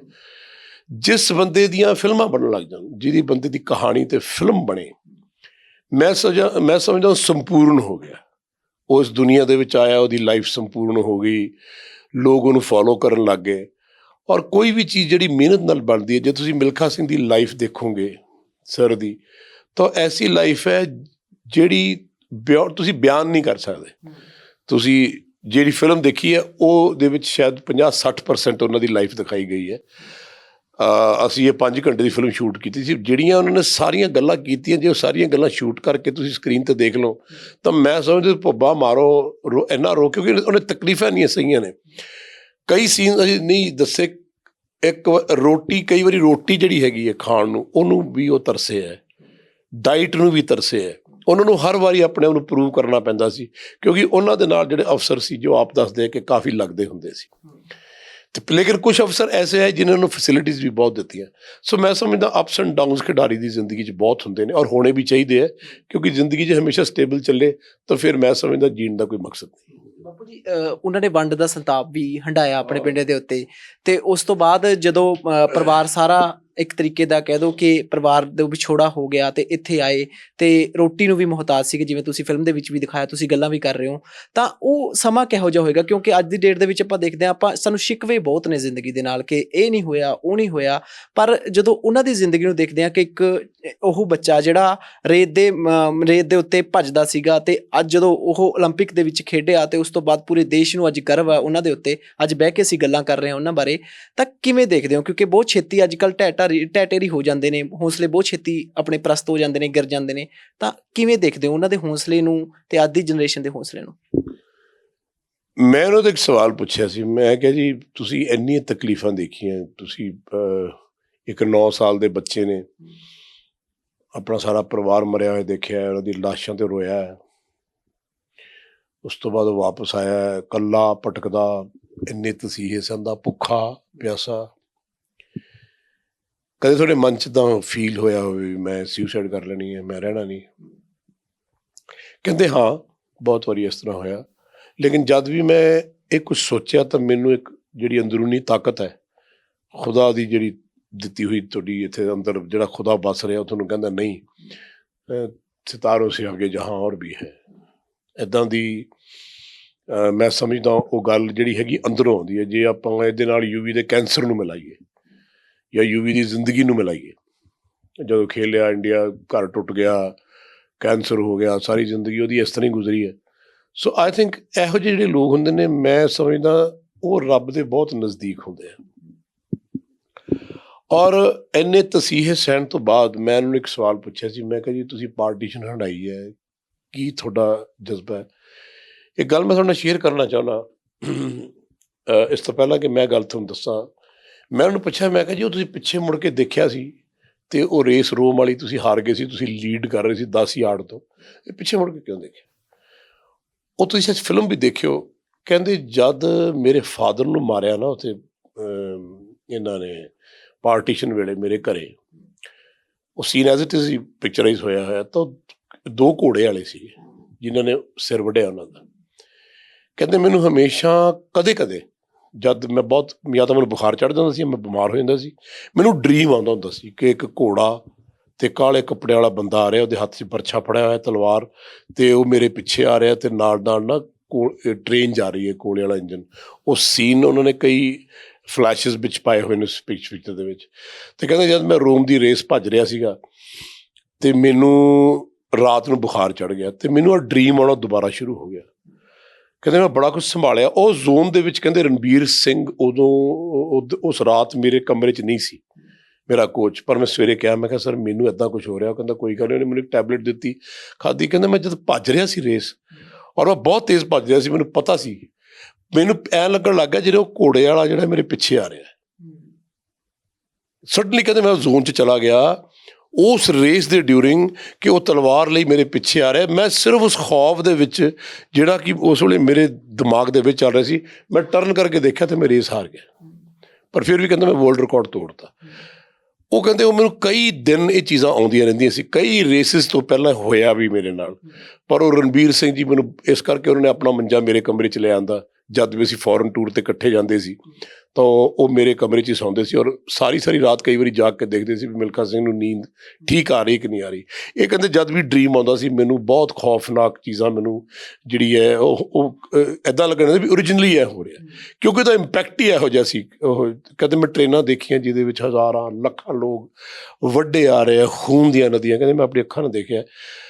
ਈਵਨ ਕਹਿੰਦੇ ਅੱਜ ਤੱਕ ਹੁਣ ਵੀ ਕਹਿੰਦੇ ਮੈਨੂੰ ਇਹ ਲੱਗਦਾ ਹੈ ਕਿ ਉਹ ਬੰਦੇ ਮੇਰੇ ਪਿੱਛੇ ਲੱਗੇ ਹੋਏ ਨੇ, ਮੈਨੂੰ ਮਾਰ ਦੇਣਗੇ, ਔਰ ਮੈਨੂੰ ਬਹੁਤ ਵੇਗਸ ਡਰੀਮਸ ਜਿਹੜੇ ਨੇ ਪਾਰਟੀਸ਼ਨ ਦੇ ਆਉਂਦੇ। ਸੋ ਇਹ ਇੱਕ ਉਹਨਾਂ ਨਾਲ ਮੈਂ ਆਫ ਰਿਕਾਰਡ ਤੁਹਾਡੇ ਨਾਲ ਗੱਲ ਸ਼ੇਅਰ ਕਰ ਗਿਆ। ਅਤੇ ਉਹ ਆਈ ਥਿੰਕ ਉਹਨਾਂ ਦੀ ਜਿਹੜੀ ਇੱਕ ਵਿਜ਼ਨ ਸੀ ਨਾ ਕਿ ਮੈਂ ਮਰਨਾ ਨਹੀਂ, ਮੈਂ ਕੁਛ ਕਰਨਾ ਹੈ। ਹਾਲਾਂਕਿ ਡਾਕਟਰ ਨੇ ਜਦ ਖੂਨ ਆਉਂਦਾ ਸੀ ਮੂੰਹ 'ਚ ਤੋਂ, ਤਾਂ ਕਿਹਾ ਵੀ ਸੀ ਡਾਕਟਰ ਨੇ ਵੀ ਤੂੰ ਇੰਨਾ ਨਾ ਕਰੋ। ਕਹਿੰਦਾ ਡਾਕਟਰ ਸਾਹਿਬ ਜੇ ਮੈਂ ਕੁਛ ਨਾ ਬਣਿਆ ਤਾਂ ਮੈਂ ਜ਼ਿੰਦਗੀ ਦਾ ਮੇਰਾ ਫਾਇਦਾ ਕੋਈ ਨਹੀਂ। So I think any determination, any devotion, any dedication, ਐਨਾ ਡਿਸਿਪਲਿਨ ਜਿਹੜਾ ਹੈ। ਦੇਖੋ ਮੁਸੀਬਤ ਦੋ ਚੀਜ਼ਾਂ ਕਰ ਸਕਦੀ ਹੈ ਤੁਹਾਨੂੰ, ਜਾਂ ਤੋੜ ਸਕਦੀ ਹੈ ਜਾਂ ਤੁਹਾਨੂੰ ਮਹਾਨ ਬਣਾ ਸਕਦੀ ਹੈ। ਮੈਂ ਸਮਝਦਾ ਵੀ ਜਿੰਨੀ ਮੁਸੀਬਤ ਆਵੇ ਉਹਨਾਂ ਦ੍ਰਿੜਤਾ ਨਾਲ ਲੜਨਾ ਚਾਹੀਦਾ। ਸਿਰਫ ਆਪਾਂ ਦੁਨੀਆ ਨੂੰ ਦੇਖ ਕੇ ਖੌਫ ਜ਼ਿਆਦਾ ਆਪਣੇ 'ਚ ਜਾਗ ਜਾਂਦਾ ਕਿ ਪਤਾ ਨਹੀਂ ਲੋਕ ਕੀ ਕਹਿਣਗੇ, ਮੇਰੀ ਬੇਇੱਜ਼ਤੀ ਹੋ ਜੂਗੀ, ਮੇਰੀ ਇੱਜ਼ਤ ਕਿੱਥੇ ਚਲੀ ਜਾਊਗੀ। ਨਹੀਂ, ਇਹ ਨਹੀਂ ਗੱਲ ਹੈਗੀ। ਆਈ ਥਿੰਕ ਇਹ ਬਹੁਤ ਜ਼ਰੂਰੀ ਹੈ ਹਰ ਬੰਦੇ ਵਾਸਤੇ। ਅਸੀਂ ਬੜੀ ਛੇਤੀ ਅੱਜ ਦੇ ਨਹੀਂ ਜੀ ਹੋਇਆ ਜੀ, ਕਰੋਨਾ ਆ ਗਿਆ ਜੀ, ਫਲਾਨਾ ਹੋ ਗਿਆ ਜੀ, ਮੈਂ ਤਾਂ ਗਰੀਬ ਹੋ ਗਿਆ ਜੀ, ਮਤਲਬ ਉਹ 100,000 ਜਿਹੜੀਆਂ ਸ਼ਿਕਾਇਤਾਂ ਨੇ, ਸ਼ਾਰਟਕੱਟ ਜਿਹੜੇ ਢੂੰਡਦੇ ਨੇ ਜ਼ਿੰਦਗੀ ਦੇ ਵਿੱਚ। ਮੈਂ ਸਮਝ ਜਿਹੜੇ ਪੁਰਾਣੇ ਬੰਦੇ ਸੀ ਉਹ ਇਸ ਕਰਕੇ ਹਰ ਚੀਜ਼ ਨੂੰ ਸਹਿ ਜਾਂਦੇ ਸੀ ਔਰ ਹਰ ਚੀਜ਼ ਨੂੰ ਰੱਬ ਦਾ ਭਾਣਾ ਮੰਨਦੇ ਸੀ, ਕਿਉਂਕਿ ਉਹਨਾਂ 'ਚ ਸਹਿਣ ਸ਼ਕਤੀ ਜਿਹੜੀ ਰੱਬ ਨੇ ਬੜੀ ਭਰੀ ਹੋਈ ਸੀ। ਸੋ ਆਈ ਥਿੰਕ ਮਿਲਖਾ ਸਿੰਘ ਉਹਦਾ ਇੱਕ ਐਸਾ ਰੇਅਰ ਐਗਜ਼ਾਮਪਲ ਹੈ ਜਿਸ ਆਦਮੀ ਦੀ ਜ਼ਿੰਦਗੀ ਇਹੋ ਜਿਹੀ ਗੁਜ਼ਰੀ ਹੋਵੇ ਔਰ ਇਹੋ ਜਿਹੀ ਲਾਈਫ ਉਹ ਲੀਡ ਕਰਕੇ ਜਾਵੇ। ਇਹ ਤਾਂ ਸੰਪੂਰਨਤਾ ਹੈ ਜ਼ਿੰਦਗੀ 'ਚ। ਬਿਲਕੁਲ ਬਾਪੂ ਜੀ, 91 ਸਾਲ ਦੀ ਉਮਰ ਹੋਵੇ, ਰੋਜ਼ ਜੋਗਿੰਗ ਤੇ ਜਾਣਾ ਹੋਵੇ, ਕਿ ਸੈਰ ਕਰਨੀ ਹੈ ਜ਼ਿੰਦਗੀ ਦੇ ਵਿੱਚ, ਤੇ ਇੱਕ ਸੁਪਨਾ ਸੀਗਾ ਕਿ ਉਹ 골ਡ ਮੈਡਲ ਜਿਹੜਾ ਮੈਂ ਨਹੀਂ ਲੈ ਕੇ ਆ ਸਕਿਆ ਉਹ ਮੇਰੇ ਦੇਸ਼ ਦਾ ਜਿਹੜੀ ਨਵੀਂ ਪੀੜ੍ਹੀ ਆ ਉਹ ਲੈ ਕੇ ਆਵੇ। ਹਾਲੇ ਵੀ ਮਤਲਬ ਸੁਪਨੇ ਅਧੂਰੇ ਰਹਿ ਗਏ ਨੇ, ਕੁਝ ਸੁਪਨੇ ਹਾਲੇ ਵੀ ਦੇਖਦੇ ਸੀ ਆਪਣੇ ਪੰਜਾਬ ਦੇ ਲਈ, ਆਪਣੇ ਹਿੰਦੁਸਤਾਨ ਦੇ ਲਈ। ਮੇਰਾ ਖਿਆਲ ਜਿਸ ਬੰਦੇ ਨੂੰ ਦੇਣ ਦੀ ਆਦਤ ਹੋਵੇ ਨਾ, ਉਹੀ ਇਹੋ ਜਿਹੀਆਂ ਗੱਲਾਂ ਕਰ ਸਕਦਾ।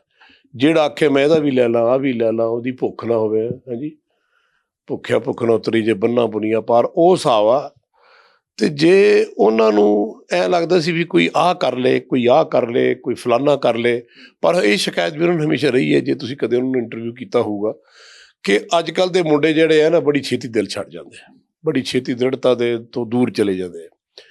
ਸੋ ਮੈਂ ਸਮਝਦਾ ਕਿ ਉਹਨਾਂ ਦੀ ਕਹਾਣੀ ਜਿਹੜੀ ਹੈਗੀ, ਕਿੱਥੋਂ ਵੀ ਆਪਾਂ ਸ਼ੁਰੂ ਕਰੀਏ, ਕੋਈ ਵੀ ਗੱਲ ਕਰੀਏ, ਉਹ ਐਂ ਲੱਗਦਾ ਉਹ ਤੁਹਾਡੇ ਲਈ ਮੋਟੀਵੇਸ਼ਨ ਹੈ, ਪ੍ਰੇਰਨਾ ਹੈ ਤੁਹਾਡੇ ਲਈ। ਮਤਲਬ ਜੇ ਤੁਸੀਂ ਧਿਆਨ ਨਾਲ ਉਹਨਾਂ ਦੀ ਲਾਈਫ ਨੂੰ ਹੁਣ ਤੱਕ, ਜਿੱਦਾਂ ਅੱਜ ਉਹਨਾਂ ਦੀ ਡੈਥ ਹੋਈ ਹੈ ਰਾਤ, ਅਤੇ ਅੱਜ ਤੱਕ ਉਹ ਜੀਏ ਹੈ, ਤਾਂ ਮੈਂ ਉਸ ਬੰਦੇ ਦੇ ਮੱਥੇ 'ਤੇ ਕਦੇ ਸ਼ਿਕਨ ਨਹੀਂ ਦੇਖੀ। ਸ਼ਾਇਦ ਇਹ ਤਾਂ ਹੁਣ ਰੱਬ ਹੀ ਜਾਣਦਾ ਵੀ ਉਹਨਾਂ ਨੂੰ ਜੇ ਅਖੀਰਲਾ ਸਾਹ ਵੀ ਆਇਆ ਹੋਊਗਾ ਨਾ, ਤਾਂ ਉਹ ਵੀ ਐ ਨਹੀਂ ਆਇਆ ਹੋਊਗਾ ਵੀ ਹਾਏ ਮੈਂ ਚੱਲਿਆ, ਤਾਂ ਉਹਨੂੰ ਇੱਦਾਂ ਹੀ ਆਇਆ ਹੋਊਗਾ ਵੀ ਠੀਕ ਆ ਹੁਣ ਰੱਬਾ, ਹੁਣ ਆਪਾਂ ਚੱਲੀਏ, ਆਪਾਂ ਕਿਤੇ ਹੋਰ ਭੱਜਾਂਗੇ ਜਾ ਕੇ। ਸੋ ਇੱਦਾਂ ਦੇ ਬੰਦਿਆਂ ਦੀ ਡਿਟਰਮੀਨੇਸ਼ਨ ਕਦੇ ਮਰਦੇ ਨਹੀਂ ਹੁੰਦੇ ਲਾਈਫ ਦੇ ਵਿੱਚ, ਕਿਉਂਕਿ ਜਿਨ੍ਹਾਂ ਨੇ ਜ਼ਿੰਦਗੀ ਇਹੋ ਜਿਹੀ ਹੰਢਾਈ ਹੋਵੇ ਨਾ, ਉਹ ਮੌਤ ਨੂੰ ਵੀ ਗਲੇ ਐਂ ਲਾਉਂਦੇ ਨੇ। ਬਾਪੂ ਜੀ ਇੱਕ ਗੱਲ ਤੁਸੀਂ ਮੈਨੂੰ ਲੱਗਦਾ ਉਹ ਕਲੀਅਰ ਕਰ ਸਕਦੇ ਹੋ ਕਿ ਉਹਨਾਂ ਨੇ ਆਪਣੀ ਜਿਹੜੀ ਫਿਲਮ ਸੀਗੀ ਬਾਇਓਗ੍ਰਾਫੀ, ਉਹਦੇ ਬਦਲੇ 1 ਰੁਪਇਆ ਲਿਆ ਸੀਗਾ। ਉਹ ਗੱਲ ਕਿੰਨੀ ਕੁ ਸਹੀ ਹੈ, ਜਾਂ ਉਸ ਗੱਲ ਬਾਰੇ ਥੋੜ੍ਹਾ ਜਿਹਾ ਚਾਨਣ ਕਰ ਦਿਓ। ਇਹ ਸਹੀ ਗੱਲ ਹੈ, ਇਹ ਕੋਈ ਇਹਦੇ 'ਚ ਦੋ ਰਾਏ ਨਹੀਂ ਹੈਗੀ ਕਿ ਜੀ ਮਿਲਖਾ ਸਿੰਘ ਉਹਨਾਂ ਦਾ ਮੁੰਡਾ ਵੀ ਕੋਲ ਬੈਠਾ ਸੀ, ਔਰ ਉਹਨਾਂ ਨੇ ਪੁੱਛਿਆ ਸੀ ਕਿੰਨੇ ਪੈਸੇ, ਹਾਲਾਂਕਿ ਉਹ 10 ਕਰੋੜ 20 ਕਰੋੜ 25 ਕਰੋੜ ਕੁਛ ਵੀ ਲੈ ਸਕਦੇ ਸੀ, ਅਤੇ ਉਹਨਾਂ ਨੇ ਕਿਹਾ ਨਹੀਂ ਮੇਰੇ 'ਤੇ ਫਿਲਮ ਬਣ ਰਹੀ ਹੈ ਨਾ, 1.25 ਰੁਪਈਆ ਮੈਂ ਲਊਂਗਾ, ਤੁਸੀਂ ਉਹ ਪਾਰਟ ਰੱਖ ਦਿਓ ਮਹਾਰਾਜ ਦੇ ਸਾਹਮਣੇ। ਅਤੇ ਇਹ ਵੀ ਗੱਲ ਹੈਗੀ ਹੈ ਕਿ ਜਦ ਰਾਕੇਸ਼ ਓਮ ਪ੍ਰਕਾਸ਼ ਮਹਿਰਾ ਜੀ ਮਿਲਖਾ ਸਿੰਘ ਫਿਲਮ ਬਣਾ ਰਹੇ ਸੀ, ਤਾਂ ਲੋਕ ਕੀ ਕਹਿੰਦੇ ਸੀ, ਪੈਸੇ ਨਹੀਂ ਕਿਸੇ ਨੇ ਲਾਏ ਵੀ ਤੂੰ ਮਿਲਖਾ ਸਿੰਘ ਦੀ ਫਿਲਮ ਬਣਾ ਰਿਹਾ, ਕੌਣ ਮਿਲਖਾ ਸਿੰਘ, ਕੌਣ ਜਾਣਦਾ ਇਹਨੂੰ। ਵੀ ਇਹ ਤਾਂ 1960 ਦੀਆਂ ਗੱਲਾਂ ਨੇ, ਇੰਨੀਆਂ 5-6 ਜਨਰੇਸ਼ਨ ਨਿਕਲ ਗਈ। ਅੱਜ ਦੀ ਜਨਰੇਸ਼ਨ ਦਾ ਮਿਲਖਾ ਸਿੰਘ ਨੂੰ ਬਿਲਕੁਲ ਨਹੀਂ ਸੀ ਜਾਣਦੀ। ਓਬਵੀਅਸਲੀ ਜਦ ਤੱਕ ਇਹ ਬਾਗ ਮਿਲਖਾ ਬਾਗ ਨਹੀਂ ਸੀ ਬਣੀ, ਮਿਲਖਾ ਸਿੰਘ ਤਾਂ ਐਗਜ਼ਿਸਟ ਹੀ ਨਹੀਂ ਸੀ ਕਰਦਾ ਸੀ ਸਾਡੇ ਨਵੀਂ ਜਨਰੇਸ਼ਨ ਦੇ ਵਿੱਚ। ਤੁਸੀਂ ਦੇਖਿਆ ਸ਼ਾਇਦ, ਤੁਸੀਂ ਵੀ ਨਾ, ਤੁਹਾਨੂੰ ਵੀ ਨਾ ਯਾਦ ਹੋਵੇ, ਕਰੈਕਟ। ਉਹ ਰਾਕੇਸ਼ ਜੀ ਕਹਿਣ ਲੱਗੇ ਨਹੀਂ ਵੀ ਲੈਜੈਂਡ ਹੈ ਤੇ ਲੈਜੈਂਡ ਤੇ ਫਿਲਮ ਬਣਨੀ ਚਾਹੀਦੀ ਹੈ। ਤੇ ਮੈਨੂੰ ਪੁੱਛ ਰਹੇ ਸੀ, ਮੈਂ ਕਿਹਾ ਸਰ ਇਹ ਕਮਾਲ ਦੀ ਕਹਾਣੀ ਹੈ ਇਸ ਇਨਸਾਨ ਦੀ, ਮਤਲਬ ਇਸ ਤੋਂ ਬਾਅਦ ਹੋਰ ਕੀ ਹੋ ਸਕਦਾ। ਤੇ ਉਹ ਫਿਲਮ ਜਦ ਬਣੀ ਤੇ ਜਦ ਅਸੀਂ ਉਹਦਾ ਰਸ਼ ਪ੍ਰਿੰਟ ਦੇਖਿਆ, ਤੇ ਮੈਨੂੰ ਯਾਦ ਆ ਬੰਬੇ ਰਸ਼ ਪ੍ਰਿੰਟ ਦੇ ਵਿੱਚ ਬੜੀਆਂ ਸਾਰੀਆਂ ਕੰਪਨੀਆਂ ਇਕੱਠੀਆਂ ਹੋ ਗਈਆਂ ਨੇ ਜੀ, ਅਸੀਂ ਵੀ ਪੈਸੇ ਲਾਵਾਂਗੇ, ਅਸੀਂ ਵੀ ਲਾਵਾਂਗੇ। ਔਰ ਮਿਲਖਾ ਸਿੰਘ, ਫॉरगॉटन ਮਿਲਖਾ ਸਿੰਘ, ਦ ਗ੍ਰੇਟ ਮਿਲਖਾ ਸਿੰਘ, ਉਹ ਜਦ ਫਿਲਮ ਰਿਲੀਜ਼ ਹੋਈ ਭਾਗ ਮਿਲਖਾ ਭਾਗ, ਔਰ ਐਡੀ ਸੁਪਰਹਿੱਟ ਫਿਲਮ ਹੋਈ, ਮੈਂ ਸਮਝਦਾ ਮਿਲਖਾ ਸਿੰਘ ਜੀ ਦੁਬਾਰਾ ਸੁਪਰਸਟਾਰ ਬਣ ਗਏ। ਜਿੰਨੇ ਵੱਡੇ ਉਹ ਸੁਪਰਸਟਾਰ ਆਪਣੀ ਜਵਾਨੀ ਵੇਲੇ ਸੀ ਜਦੋਂ ਭੱਜਦੇ ਹੁੰਦੇ ਸੀ, ਉਸ ਤੋਂ ਵੱਧ ਸੁਪਰਸਟਾਰ, ਕਿਉਂਕਿ ਅੱਜ ਕੱਲ੍ਹ ਜ਼ਮਾਨਾ ਹੈ ਨਾ ਜਿਹੜਾ ਹੈ ਉਹ ਡਿਫਰੈਂਟ ਤਰੀਕੇ ਦਾ, ਮਿੰਟੋ ਮਿੰਟੀ ਖਬਰ ਚਲੀ ਜਾਂਦੀ ਹੈ। ਔਰ ਮੈਨੂੰ ਯਾਦ ਹੈ ਭਾਗ ਮਿਲਖਾ ਭਾਗ ਤੋਂ ਬਾਅਦ ਉਹਨਾਂ ਦੇ ਘਰੇ 200 300 ਬੰਦਾ ਖੜਾ ਰਹਿੰਦਾ ਸੀ। ਲੋਕਾਂ ਨੇ ਕਿੱਥੋਂ ਕਿ ਜਰਮਨੀ ਤੋਂ, ਅਮਰੀਕਾ ਤੋਂ, ਕੈਨੇਡਾ ਤੋਂ, ਆਸਟ੍ਰੇਲੀਆ ਤੋਂ, ਆਇਰਲੈਂਡ ਤੋਂ ਲੋਕੀ ਉਹਨਾਂ ਨੂੰ ਮਿਲਣ ਆ ਰਹੇ ਹੈ। ਇੱਕ ਦੋ ਵਾਰੀ ਮੈਂ ਵੀ ਗਿਆ ਤਾਂ ਰਾਸ਼ੀ ਇੰਨਾ ਸੀ, ਤੇ ਮੈਂ ਕਿਹਾ ਯਾਰ ਮੈਂ ਸਰ ਨੂੰ ਮਿਲਣਾ। ਕਹਿੰਦੇ ਜੀ ਉਹ ਤਾਂ ਅੰਦਰ ਦੁਨੀਆ ਬਹੁਤ ਬੈਠੀ ਹੈ। ਮੈਂ ਯਾਰ ਇਹ ਦੁਨੀਆ ਕਿੱਥੋਂ ਆ ਰਹੀ ਹੈ? ਕਹਿੰਦੀ ਫਿਲਮ ਦੇਖ ਕੇ ਸਾਰੇ ਲੋਕ ਆ ਰਹੇ, ਉਹਨਾਂ ਦੀ ਕਹਾਣੀ ਨੂੰ ਇੰਨਾ ਲੋਕੀ ਲਾਈਕ ਕਰ ਰਹੇ। ਦੁਬਾਰਾ ਜੀਵਤ ਕਰ ਦਿੱਤਾ ਲੋਕਾਂ ਦੇ ਨਾਲ, ਦੁਬਾਰਾ ਰੀਕੋਲ ਕਰ ਦਿੱਤਾ, ਲੋਕਾਂ ਨੂੰ ਯਾਦ ਕਰਵਾ ਦਿੱਤਾ ਉਸ ਫਿਲਮ ਦੇ ਜ਼ਰੀਏ। ਔਰ ਇੰਨਾ ਕਿ ਉਹਨਾਂ ਦੀ ਐਡਾਂ ਆਉਣ ਲੱਗ ਗਈਆਂ, ਤੁਸੀਂ ਦੇਖੋ ਬਹੁਤ ਸਾਰੀ ਐਡਸ ਉਹਨਾਂ ਨੇ ਕੀਤੀਆਂ। ਤੇ ਉਸ ਤੋਂ ਬਾਅਦ ਜਦੋਂ ਜਾਂਦੇ ਸੀ ਗੋਲਫ ਖੇਡਣ, ਰਨਿੰਗ ਕਰਨ ਜਾਂਦੇ ਸੀ, ਐਂ ਲੱਗਦਾ ਜਿਵੇਂ ਕੋਈ ਬਹੁਤ ਵੱਡਾ ਸੁਪਰਸਟਾਰ ਭੱਜਿਆ ਫਿਰਦਾ। ਤਾਂ ਆਪ ਹੀ ਕਹਿੰਦੇ ਸੀ, ਕਹਿੰਦੇ ਰੱਬ ਨੇ ਕਮਾਲ ਕਰਤੀ ਇਸ ਫਿਲਮ ਨੇ, ਤਾਂ ਵੀ ਮੈਨੂੰ ਤਾਂ ਦੁਬਾਰਾ ਜਿਉਂਦਾ ਕਰਦਾ, ਮੈਂ ਤਾਂ ਫॉरगॉटन ਹੀਰੋ ਸੀਗਾ। ਸੋ ਮੇਰਾ ਖਿਆਲ ਉਹ ਡਿਜ਼ਰਵ ਕਰਦੇ ਸੀ। ਔਰ ਕੋਈ ਲਾਸਟ ਦੇ ਵਿੱਚ ਕੋਈ ਇਹੋ ਜਿਹੀ ਗੱਲ ਜਿਹੜੀ ਹਮੇਸ਼ਾ ਤੁਹਾਨੂੰ ਉਹਨਾਂ ਦਾ ਯਾਦ ਕਰੇਗੀ, ਹਮੇਸ਼ਾ ਤੁਹਾਨੂੰ ਜਦੋਂ ਤੁਸੀਂ ਉਹਨਾਂ ਦੀ ਗੱਲ ਕਰੋਗੇ ਤੇ ਗੱਚ ਭਰ ਆਊਗਾ, ਤੇ ਹਮੇਸ਼ਾ ਹੀ ਤੁਹਾਨੂੰ ਲੱਗਦਾ ਕਿ ਉਹ ਗੱਲ ਤੁਹਾਨੂੰ ਇੰਸਪਾਇਰ ਕਰਦੀ ਰਹੂਗੀ? ਮੈਨੂੰ ਜਦ ਯੂਵੀ ਨੂੰ ਕੈਂਸਰ ਹੋਇਆ, ਮੈਨੂੰ ਉਦੋਂ ਯਾਦ ਹੈ, ਤੇ ਘਰੇ ਬੈਲ ਵੱਜੀ ਤੇ ਸਰ ਆਏ।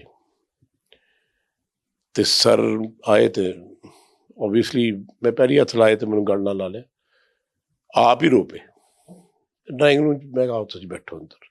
ਮੈਂ ਆਪਣੇ ਨੂੰ ਹੋਲਡ ਕਰਨ ਦੀ ਕੋਸ਼ਿਸ਼ ਕਰ ਰਿਹਾ ਸੀ, ਤੇ ਮੈਂ ਉਹਨਾਂ ਨੂੰ ਪਾਣੀ ਪੂੜੀ ਨੌਕਰ ਲਿਆ, ਤੇ ਮੈਂ ਕਿਹਾ ਅੰਕਲ ਪੀਓਗੇ? ਨਹੀਂ ਕਹਿੰਦੇ ਕੁਛ ਨਹੀਂ।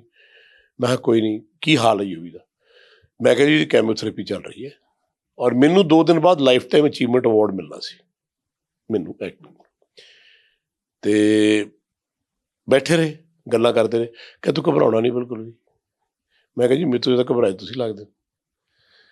ਨਹੀਂ ਕਹਿੰਦੇ ਮੈਂ ਠੀਕ ਹਾਂ। ਮੈਨੂੰ ਕਿਹਾ ਨਾਲੇ ਰੋਈ ਜਾਂਦੇ ਸੀ, ਅੱਖਾਂ ਭੁੰਨੀਆਂ ਜਾਂਦੀ ਸੀ। ਕਹਿੰਦੇ ਯਾਰ ਜਵਾਨ ਮੁੰਡਾ ਹੈ ਸਾਡਾ, ਇਹਨੂੰ ਕੀ ਹੋ ਗਿਆ? ਚੰਗਾ ਭਲਾ ਸੀ। ਮੈਂ ਕਿਹਾ ਜੀ ਮੈਨੂੰ ਤਾਂ ਆਪ ਨਹੀਂ ਪਤਾ ਲੱਗਿਆ, ਪਰ ਚਲੋ ਮੈਂ ਕਿਹਾ ਰੱਬ ਦੀ ਮਰਜ਼ੀ, ਉਹਨੇ ਦਿੱਤਾ। ਮਤਲਬ ਉਹ ਮੈਨੂੰ ਕੰਸੋਲ ਕਰਨ ਆਏ ਸੀਗੇ, ਦੱਸਣ ਆਏ ਸੀ ਵੀ ਤੂੰ ਪਰਵਾਹ ਨਾ ਕਰੀ, ਤੂੰ ਫਿਕਰ ਨਾ ਕਰੀ, ਠੀਕ ਹੋ ਜਾਊਗਾ, ਵਾਪਸ ਆਊਗਾ, ਖੇਡੂਗਾ, ਤੇ ਤੂੰ ਫਿਕਰ ਨਾ ਕਰੀ। ਤੇ ਪਰ ਲੇਕਿਨ ਉਹਨੂੰ ਕਿੰਨੀ ਤਕਲੀਫ ਸੀ ਉਸ ਗੱਲ ਦੀ। ਮੈਂ ਉਦੋਂ ਪਹਿਲੀ ਵਾਰੀ ਮਹਿਸੂਸ ਕੀਤਾ ਵੀ ਮਿਲਖਾ ਸਿੰਘ ਇੱਕ ਐਡਾ ਵੱਡਾ ਐਥਲੀਟ ਨਹੀਂ, ਮਿਲਖਾ ਸਿੰਘ ਦਾ ਦਿਲ ਵੀ ਬੜਾ ਕੋਮਲ ਹੈ। ਤੇ ਉਹ 2-3 ਘੰਟੇ ਉਦੋਂ ਬੈਠੇ ਰਹੇ, ਗੱਲਾਂ ਕਰਦੇ ਰਹੇ, ਆਪਣੀ ਕਹਾਣੀ ਸੁਣਾਉਣ ਲੱਗ ਗਏ। ਮੈਂ ਨਾ ਇੱਦਾਂ ਹੋਇਆ ਸੀਗਾ, ਇੱਕ ਵਾਰੀ ਮੈਨੂੰ ਵੀ ਖੂਨ ਆਉਣ ਲੱਗ ਗਿਆ, ਡਾਕਟਰਾਂ ਨੇ ਕਿਹਾ ਪਤਾ ਨਹੀਂ ਕੀ ਹੋ ਗਿਆ ਮੈਨੂੰ। ਰਣਬੀਰ ਸਿੰਘ ਦਾ ਕੁਛ ਨਹੀਂ ਹੁੰਦਾ, ਤੂੰ ਨਹੀਂ ਕਿਤੇ ਮਰਦਾ। ਇੱਦਾਂ ਦੀਆਂ ਗੱਲਾਂ ਜਿਹੜੀਆਂ ਉਹਨੇ ਬਾਅਦ 'ਚ ਆ ਕੇ ਦੱਸੀਆਂ। ਔਰ ਉਸੇ ਦੌਰਾਨ ਸਾਡੀ ਸ਼ੂਟਿੰਗ ਚੱਲ ਰਹੀ ਸੀ, ਜਦ ਯੂਵੀ ਦੀ ਕੈਮੋਥੈਰੇਪੀ ਚੱਲ ਰਹੀ ਸੀ, ਸਾਡੀ ਉਹ ਸ਼ੂਟਿੰਗ ਉਸੇ ਦੌਰਾਨ ਚੱਲ ਰਹੀ ਸੀ। ਤੇ ਮੈਨੂੰ ਫਿਰ ਕਹਿਣ ਲੱਗੇ, ਕਹਿੰਦੇ ਤੂੰ ਫਿਰ ਚਲੇ ਗਏ। ਮੈਨੂੰ ਇਹ ਗੱਲ ਕਦੇ ਜ਼ਿੰਦਗੀ 'ਚ ਸ਼ਾਇਦ ਨਹੀਂ, ਕਦੇ ਵੀ ਨਹੀਂ ਭੁੱਲੂਗੀ ਕਿ ਉਹ ਇੱਕ ਐਸੇ ਇਨਸਾਨ ਜੀ ਜਿਹੜੇ ਮੈਨੂੰ ਦੱਸਣਾ ਸੀ। ਮੈਨੂੰ ਕਹਿੰਦੇ ਤੈਨੂੰ ਕੀ ਫੀਲ ਹੁੰਦਾ ਹੈ? ਮੈਂ ਕਿਹਾ ਜੀ ਰੱਬ ਦੀ ਦਿੱਤੀ ਦਾਤ, ਉਹਦੀ ਮਰਜ਼ੀ ਹੈ। ਮੈਂ ਕਿਹਾ ਬਾਬਾ ਦੀਪ ਸਿੰਘ ਜੀ ਦੀ, ਉਹਨਾਂ ਦਾ ਪੋਤਾ ਹੈ, ਉਹਨਾਂ ਨੇ ਲਿਜਾਣਾ ਹੋਊਗਾ ਲੈ ਜਾਣਗੇ, ਤੇ ਰੱਖਣਾ ਹੋਊਗਾ ਰੱਖ ਜਾਣਗੇ, ਦਾਤ ਤਾਂ ਉਹਨਾਂ ਨੇ ਬਖਸ਼ੀ ਹੈ, ਮੇਰਾ ਤਾਂ ਇਹਨਾਂ 'ਚ ਕੁਛ ਹੈ ਨਹੀਂ। ਫਿਰ ਮੈਨੂੰ ਕਹਿਣ ਲੱਗੇ, ਕਹਿੰਦੇ ਜਿਹੜਾ ਰੱਬ 'ਚ ਯਕੀਨ ਇੰਨਾ ਕਰਦਾ ਉਹਦਾ ਬਾਲ ਨਹੀਂ ਬਿੱਗਾ ਹੁੰਦਾ। ਸੋ ਬਸ ਇੱਦਾਂ ਦੀਆਂ ਗੱਲਾਂ ਕਰਕੇ ਉਹ ਚਲੇ ਗਏ। ਔਰ ਫਿਰ ਜਦ ਯੂਵੀ ਠੀਕ ਹੋਇਆ, ਦੁਬਾਰਾ ਖੇਡਣ ਲੱਗ ਗਿਆ। ਫਿਰ ਮੈਨੂੰ ਕਿਹਾ, ਕਹਿੰਦੇ ਮੈਂ ਤੁਹਾਨੂੰ ਕਿਹਾ ਸੀ ਨਾ, ਮਿਲਖਾ ਸਿੰਘ ਦੇ ਵਰਡ ਸੀ। ਮੈਂ ਕਿਹਾ ਹਾਂਜੀ, ਤੁਹਾਡਾ ਆਸ਼ੀਰਵਾਦ ਹੈ ਵੱਡਿਆਂ ਦਾ। ਸੋ ਉਹ ਚੀਜ਼ ਮੈਨੂੰ ਹਮੇਸ਼ਾ ਮੇਰੇ ਦਿਮਾਗ 'ਚ ਰਹਿੰਦੀ ਹੈ ਕਿ ਉਦੋਂ ਮੈਂ ਇਕੱਲਾ ਸੀਗਾ, ਉਦੋਂ ਮੈਨੂੰ ਇਹ ਮਿਲਣ ਆਏ ਸੀਗੇ, ਔਰ ਇੰਨੀਆਂ ਗੱਲਾਂ ਕੀਤੀਆਂ। ਯੂਵੀ ਨਾਲ ਬਹੁਤ ਪਿਆਰ ਕਰਦੇ ਸੀ। ਗੱਲਾਂ ਬਹੁਤ ਨੇ, ਗੱਲਾਂ ਤਾਂ ਜਦੋਂ ਕਰੀ ਜਾਈਏ ਦਿਲ ਕਰਦਾ ਵੀ ਗੱਲਾਂ ਕਰੀ ਜਾਈਏ ਉਹਨਾਂ ਬਾਰੇ, ਕਿਉਂਕਿ ਅਸੀਂ ਤੁਹਾਡੇ ਕੋਲ ਇਸ ਕਰਕੇ ਆਏ ਸੀ ਕਿ ਤੁਸੀਂ ਉਹਨਾਂ ਤੋਂ ਬਿਹਤਰ ਤੁਹਾਡੇ ਤੋਂ ਬਿਹਤਰ ਉਹਨਾਂ ਬਾਰੇ ਕੋਈ ਨਹੀਂ ਦੱਸ ਸਕਦਾ, ਕਿਉਂਕਿ ਤੁਸੀਂ ਉਹਨਾਂ ਦੀ ਜ਼ਿੰਦਗੀ ਦੇ ਨਾਲ ਉਹਨਾਂ ਨੂੰ ਫਿਲਮ ਦੇ ਪਰਦੇ ਉੱਤੇ ਵੀ ਤੁਸੀਂ ਲੈ ਕੇ ਆਏ ਸੀ, ਕਿਉਂਕਿ ਉਹਨਾਂ ਦੀ ਜ਼ਿੰਦਗੀ ਬਾਰੇ ਤੁਸੀਂ ਬਹੁਤ ਗੱਲਾਂ ਜਾਣਦੇ ਹੋ। ਸਾਡੇ ਦਰਸ਼ਕਾਂ ਦੇ ਨਾਲ ਤੁਸੀਂ ਆਪਣੀਆਂ ਗੱਲਾਂ ਸਾਂਝੀਆਂ ਕੀਤੀਆਂ, ਤੁਹਾਡਾ ਬਹੁਤ ਬਹੁਤ ਧੰਨਵਾਦ। ਥੈਂਕ ਯੂ ਜੀ, ਬਹੁਤ ਬਹੁਤ ਧੰਨਵਾਦ ਜੀ ਉਹਦੇ ਵਾਸਤੇ। ਬਿਲਕੁਲ ਜੀ, ਅੱਜ ਦੀ ਇਸ ਮੁਲਾਕਾਤ ਦੇ ਵਿੱਚ ਸਾਡੀ ਕੋਸ਼ਿਸ਼ ਇਹੀ ਸੀ ਕਿ ਜਨਾਬ ਪਦਮ ਸ਼੍ਰੀ ਜਨਾਬ ਸਰਦਾਰ ਮਿਲਖਾ ਸਿੰਘ ਜੀ ਦੀ ਜਿਹੜੀ ਜ਼ਿੰਦਗੀ ਹੈ, ਉਹਨਾਂ ਦੇ ਜਿਹੜੇ ਸੁਨਹਿਰੀ ਪਲ ਸੀਗੇ, ਜਿਹੜੇ ਹਜੇ ਕਿਸੇ ਪਰਦੇ ਦੇ ਉੱਤੇ ਨਹੀਂ ਆਏ, ਤਾਂ ਉਹ ਸਰਦਾਰ ਯੋਗਰਾਜ ਸਿੰਘ ਜੀ ਦੀ ਜ਼ੁਬਾਨ ਤੋਂ ਜ਼ਰੂਰ ਸੁਣੇ ਜਾਣ, ਕਿਉਂਕਿ ਇਹਨਾਂ ਕੋਲੇ ਭੰਡਾਰ ਹੈ ਉਹਨਾਂ ਦੀਆਂ ਗੱਲਾਂ ਦਾ, ਉਹਨਾਂ ਦੇ ਕਹੇ ਹੋਏ ਜਾਦੂਗਰ ਸ਼ਬਦਾਂ ਦਾ। ਜ਼ਿੰਦਗੀ ਦੇ ਨਾਲ ਵਾਹ ਵਾਸਤਾ ਦਿੱਤਾ ਸੀ, ਪਰ ਹਮੇਸ਼ਾ ਹਰ ਜਵਾਨੀ ਨੂੰ ਇਹੀ ਉਹਨਾਂ ਦੀ ਉਮੀਦ ਸੀ ਕਿ ਚੜ੍ਹਦੀ ਕਲਾ ਦੇ ਵਿੱਚ ਰਹਿਣਾ, ਤੇ ਉਹਨਾਂ ਦੀ ਆਖਰੀ ਇੱਛਾ ਵੀ ਇਹ ਸੀ ਕਿ ਮੇਰੇ ਦੇਸ਼ ਦੇ ਜਿਹੜੇ ਨੌਜਵਾਨ ਨੇ, ਮੇਰੀ ਦੇਸ਼ ਦੀ ਜਿਹੜੀ ਆਉਣ ਵਾਲੀ ਪੀੜ੍ਹੀ ਹੈ, ਉਹ ਦੇਸ਼ ਦੇ ਨਾਮ ਕੁਝ ਚੰਗਾ ਕਰੇ। ਦੇਸ਼ ਤੇ ਜਿੱਥੇ ਤੱਕ ਉਹ ਨਾਮ ਉਹਨਾਂ ਛੱਡ ਗਏ ਨੇ, ਉਸ ਤੋਂ ਵੀ ਅੱਗੇ ਤੱਕ ਜਾ ਕੇ ਇਸ ਦੇਸ਼ ਦੇ ਝੰਡੇ ਜਿਹੜੇ ਉਹ ਬੁਲੰਦ ਕਰਨ। ਅੱਜ ਦੀ ਮੁਲਾਕਾਤ ਦੇ ਬਸ ਇੰਨਾ ਹੀ। ਫਿਲਹਾਲ ਕੈਮਰਾਮੈਨ ਦੀਪਕ ਦੇ ਨਾਲ ਮੈਂ ਨੰਦਪ੍ਰੀਤ ਨੂੰ ਦੋ ਇਜਾਜ਼ਤ। ਵੇਖਦੇ ਰਹੋ ਪ੍ਰਾਈਮ ਏਸ਼ੀਆ ਟੀਵੀ, ਤੁਹਾਡਾ ਆਪਣਾ, ਤੁਹਾਡੇ ਲਈ ਸਤਿ ਸ਼੍ਰੀ ਅਕਾਲ।